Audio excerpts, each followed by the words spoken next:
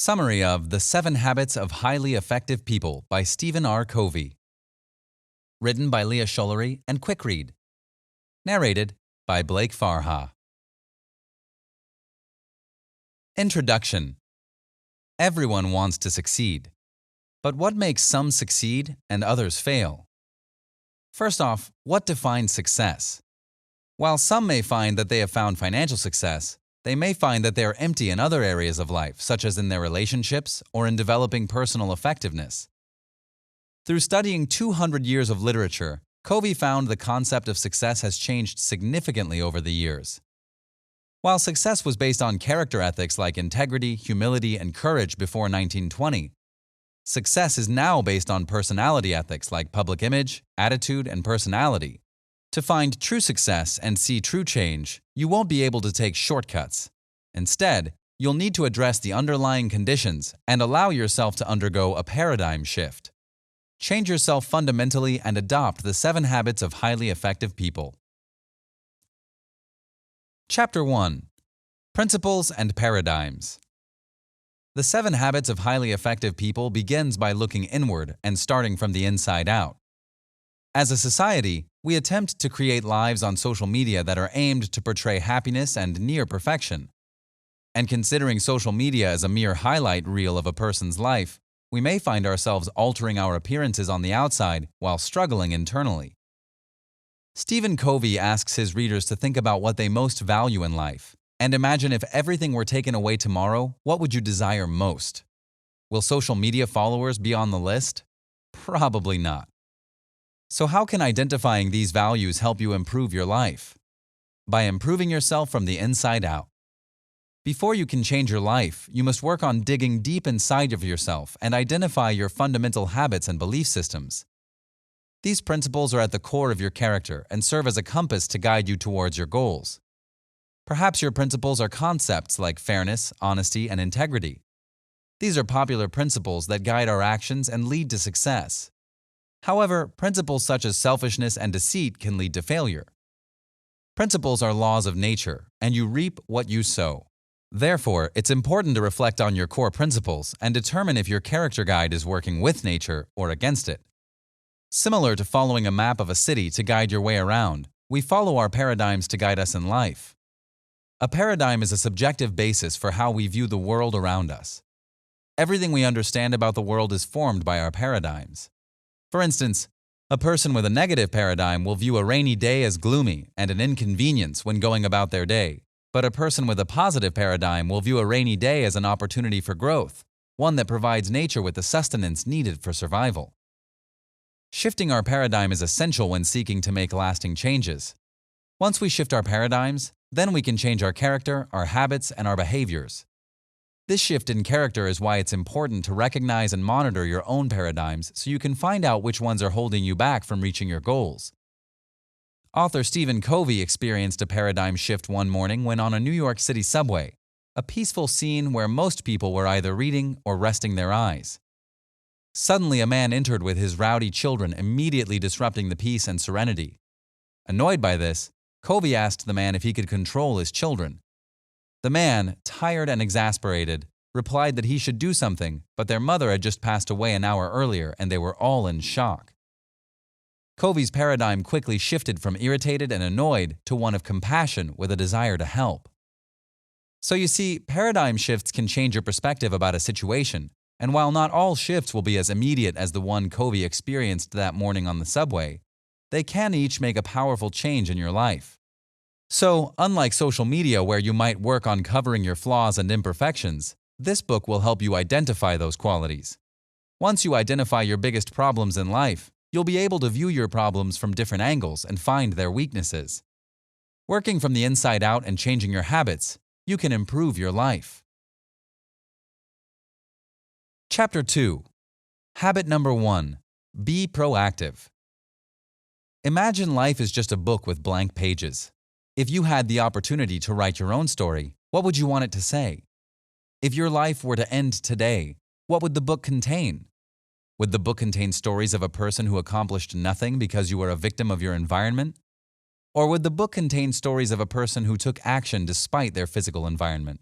Here's where we have our first principle. The principle of ownership. We can take control of our lives. It's so easy to place blame on others for the status of our lives, but it becomes futile. "It's not my fault," and "I had no control over what happened" are common phrases that we say when we find ourselves in sticky situations. But when we start to take ownership of our lives, we adopt a new principle and our world begins to change. The principle of ownership forces us to admit that we let ourselves go, but it also forces us to take ownership of the successes in our life. This paradigm shift begins the first habit: be proactive. People who are proactive take action. They take responsibility in their life and assume ownership. For instance, proactive people don't wait for a diagnosis to make a healthy lifestyle change. They don't wait for their boss to give them instructions. Instead, they identify problems and come up with solutions. They actively listen to the people in their lives and don't wait for a fight to begin communicating effectively. To help you identify the difference between proactive people versus reactive people, imagine a circle of concern. This circle represents all the things that you worry about. Maybe you're worried about paying a bill or flying across the country. Inside the circle of concern is the circle of influence, which represents all the things you can do something about. Reactive people focus on the circle of concern, unlike proactive people who focus on the circle of influence. By focusing on the things they can change, proactive people shrink their circle of concern. One way to begin taking ownership is through language.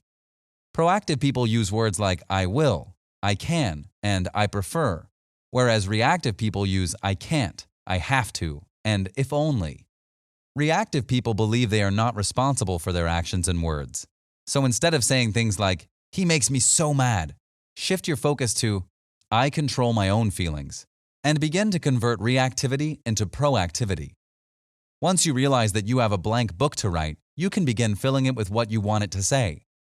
Focus on finding solutions instead of blaming outside sources for your problems, and begin changing the way you react to the problems in your life. Take responsibility, take ownership, and begin filling your pages with stories of someone that took action. Chapter 3. Habit number 2. Begin with the end in mind. Imagine you're building a house from scratch. How would you begin this process? You'd first envision what you want the house to look like, right? You determine the layout of the house and then figure out every detail. Construction workers would then follow the blueprint to begin building. Without this blueprint, what mistakes could be made? Perhaps they forgot a key element, like stairs. Now, imagine your life as a blueprint. What is your end goal? What do you want to achieve? Planning is necessary for the success of any project, including your life. Here's where the principle of direction comes in. To begin with the end in mind, you need direction. Just like building a home, a direction is necessary for success. Effective people don't just work hard and expect success to fall upon them. Instead, they have a sense of direction in life. But how can you find that direction? Well, you can begin by imagining 30 days from now your friends and family are attending your funeral. What would you want those people to say about you? What are they saying about how you lived your life? By determining what you want your friends and family to say about you, it helps you realize what your life is centered around. Perhaps you're family-centered, money-centered, work-centered, or even self-centered. By imagining the end of your life, you can determine how you want to live. When answering these questions, you create your personal mission statement, which is the first step toward implementing habit number 2. Your mission statement is meant to serve as a compass and guide you to take the necessary steps to ensure your personal success and happiness. However, writing a mission statement isn't something that just comes overnight. It will take time, patience, and deep introspection. Similar to writing a blueprint, you'll probably need to complete several rewrites. If you imagine your personal statement as the blueprint of your life, you can begin to take action with purpose and intention. Just like each brick has a purpose in building a house, your actions should have a purpose in helping you achieve your end goals. Chapter 4. Habit number 3. Put first things first. Now that you've determined your values and principles, how can you begin taking action and living by those principles? By incorporating habit number 3. Put first things first. How many times do you schedule out your week, but then end up wasting time on things that aren't important? You feel as if you have no control over the several phone calls, meetings, and daily interruptions that hinder you from accomplishing your true goals. Perhaps you try to incorporate time management skills, but find that most techniques focus on efficiency, not effectiveness. So how do you change this? By prioritizing and ensuring the most important tasks are done first. Put everything else aside and get to those tasks later. While this sounds seemingly easy, you might find that you struggle to determine which tasks are important and which are a waste of time. Luckily, Covey has a tool to help you figure that out. The time management matrix is much more effective than just creating a to-do list of what needs to get done. By categorizing your tasks into urgency and importance, you create a 2x2 matrix. Quadrant 1 focuses on tasks that are both urgent and important. While this seems like a critical quadrant, this is more for tasks that become outside of our control, like crises that need to be dealt with right away. A deadline-driven project or the house burning down can both fit into this quadrant. Quadrant 2 focuses on tasks that are important but not urgent. This is the most critical quadrant, as these are the tasks that are most important to us. These tasks include building relationships or planning for the future. These are important principles that will not happen overnight. Spend your time taking action that focuses on building upon the tasks you put into Quadrant 2. For instance, if you want to improve your relationships, take the time to call a friend or family member on your car ride home versus listening to music or your favorite podcast. Quadrant 3 focuses on tasks that are not important but are urgent. These tasks are those that interrupt our days, such as phone calls or meetings. If you find yourself prioritizing tasks in Quadrant 3, you end up responding to tasks that are based on the priorities of others, not yourself. This can lead to several consequences, like short-term focus or feeling like your life is out of control. Quadrant 4 focuses on tasks that are neither important nor urgent. These tasks include those that are a complete waste of time, like watching an entire series of Netflix in one day or mindlessly scrolling social media while at work. These tasks lead to a life of complete dependence and cause people to get fired from jobs. So why focus on Quadrant 2? As mentioned previously, these are tasks that are most important to us. They focus on building relationships, planning, exercising, and preparation, all things that are critical to your happiness. But you set them aside because you think you don't have the time for them. But how can you make time for them? By learning to say no to other activities. Say no to activities that even seem urgent at the time and learn how to delegate effectively. By prioritizing Quadrant 2, you begin to approach your tasks through the inside out. You begin with your solid core of principles, and once problems arise, you begin to see them as pieces of a whole versus a whole itself. For instance, when working with shopping center managers, Covey realized that while the managers knew building relationships with store owners was important and would have a positive impact, they spent less than 5% of their time doing it. Instead, managers spent most of their time on Quadrant 1 tasks like answering phone calls and emails, attending meetings, and writing reports. Wanting to implement a change, the managers devoted a third of their time to building relationships with store owners, and the impact was huge. Managers saw an increase in satisfaction and lease revenue. The managers prioritized Quadrant 2 and shifted their perceptions of Quadrant 1 as just pieces of the puzzle, and said no to the tasks that were not important. If you want to begin implementing Habit 3, the best way to begin is by creating your own matrix and identifying the tasks in Quadrant 2 that you've been neglecting. Commit to working on Quadrant 2 in writing and begin prioritizing your actions. Chapter 5. Habit number 4. Think win-win. Life is a dog-eat-dog world. It's about fierce, ruthless competition, and if you have to lie and cheat to get what you want, then so be it. Do you believe that? Is life actually a dog-eat-dog world? If you're having to lie and cheat, aren't you going against your principles of honesty and integrity? Unfortunately, this is a mindset that many people possess in today's society. They believe that to win, you have to lose. But what if I told you that life doesn't have to be that way? Instead, life doesn't have to be a competition. Both parties can win. By creating a win-win mindset, you can begin to establish successful, interdependent relationships. Adopting a win-win mindset might mean shifting your paradigm of human interaction.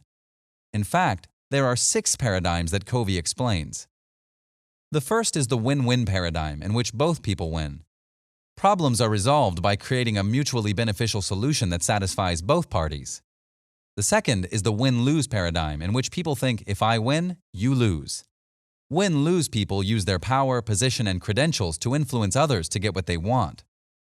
The third is the lose-win paradigm, in which people think if I lose, you win. Lose-win people aim to please those around them and seek popularity and acceptance. The fourth is the lose-lose paradigm, in which both people lose. Whenever two win-lose people or two determined, stubborn, and ego-driven people negotiate with one another, it will always end in a lose-lose situation.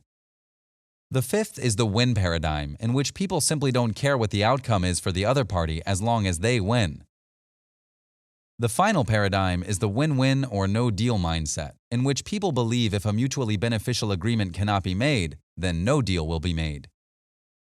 When trying to find a solution, the most important thing is to be conscious of finding one that stays in line with your principles. This is an example of the principle of abundance. The principle of abundance embraces an abundance mentality, which means you believe there is more than enough for everyone. Those that don't have an abundance mentality instead have a scarcity mentality and believe that if you win, then another person has to lose. In other words, they have the "this town ain't big enough for the both of us" mentality. If you think win-win, you'll eventually find yourself building positive relationships because you'll end up strengthening both parties rather than slowly destroying one.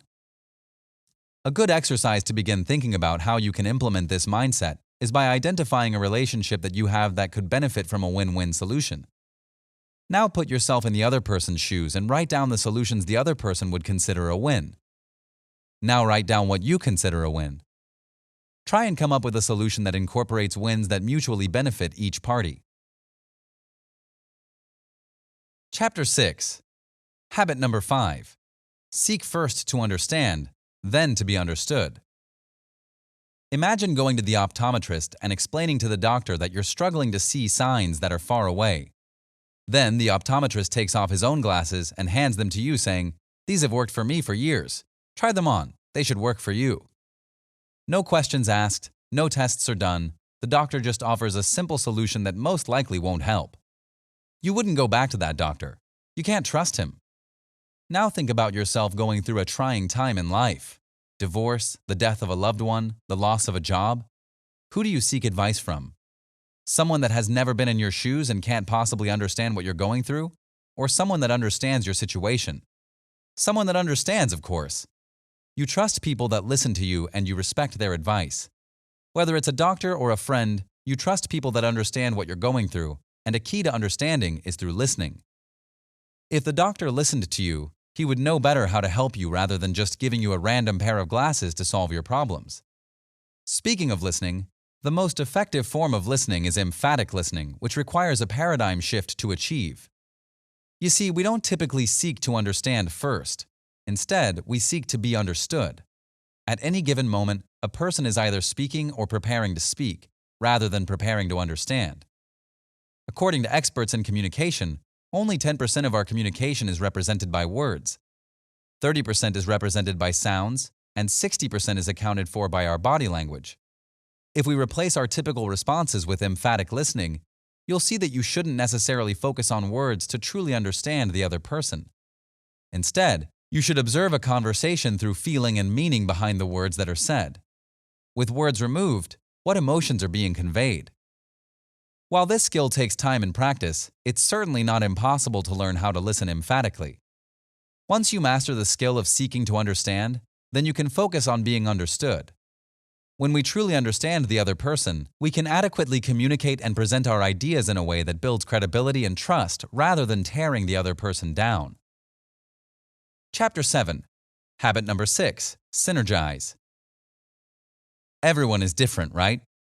The world would be a pretty boring place if we all thought similarly and we couldn't learn from one another. In fact, we need one another. In the previous chapter, we discussed understanding and listening to each other for effective communication. Now we can focus on working with one another through the principle of team execution, the principle that we need each other to thrive, and that both independence and interdependence are necessary for productive interactions. By understanding and valuing the differences of another's perspective, you create the opportunity for synergy. Synergy is a concept that the combined value of each individual will be greater than if each individual remained independent. In other words, two heads are better than one. While each person thinks differently, each person offers something that can benefit the greater good. Synergy allows you to open yourself up to new opportunities with endless possibilities. Synergy allows you to listen to one another's differences and determine how to come together to tackle a shared challenge. So how can you begin to synergize with your team? Begin with habits 4 and 5 and think about win-win situations while trying to truly understand others around you. By valuing the different perspectives and opinions that each person has, you can begin to build something greater than yourself. For instance, a great movie isn't created by one person. Look at movies like Lord of the Rings or Star Wars. Without a team of creators, designers, writers, and more, the movies would never come to life as they do. Each team member has their own strengths that they bring to the table that benefits the project as a whole. By valuing the mental, emotional, psychological differences between people, you can begin synergizing and creating something bigger than you ever could on your own. Beginning to value these differences takes time and patience, especially when there are people in your life that you don't get along with. But why don't you get along? You might think differently than that person. So how can you begin to open yourself up to these differences? Start by creating a list of people that you don't get along with. Choose just one person and determine how their views are different than yours. How can you find synergy between your perspective and theirs? How can you be more open-minded and confident about their differences? Chapter 8. Habit number 7. Sharpen the saw. Chefs use their knives every day. They constantly chop, slice, and dice, eventually making their knife dull. Do they just throw the knife away and buy a new one? No, they sharpen it. Just like a chef's knife, we have to sharpen ourselves as well. We must devote time to ourselves physically, spiritually, mentally, and socially. By sharpening your saw in these 4 areas, you can see the results of lasting effectiveness. Renewing yourself physically means eating well, getting sufficient rest, and exercising regularly to build strength, flexibility, and endurance. Staying physically active helps to sharpen habit 1 of proactivity. You have to become proactive towards your fitness rather than reacting to the forces that keep you from exercising. Focusing on your spiritual dimension doesn't necessarily mean adopting a specific religion at all. Instead, it means that you should examine your life and be mindful of your actions. The goal of renewing your spiritual self can include meditating, praying, or connecting with nature. Spiritual dimension can help you practice habit 2, since you consistently revise your principles and core values. To stay mentally healthy, you can read great books, keep a journal of your thoughts and insights, and limit television programs to only watching those that enrich your life and mind. You can also learn a new language or take courses to learn something new. There are a variety of ways to enrich yourself mentally.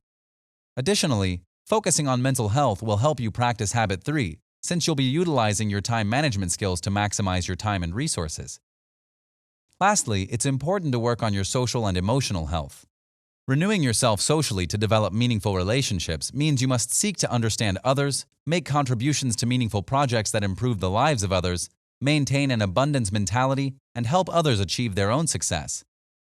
By working on your social and emotional health, you're practicing habits 4, 5, and 6 by adopting a win-win mindset, seeking to understand others, and finding mutually beneficial solutions through synergy.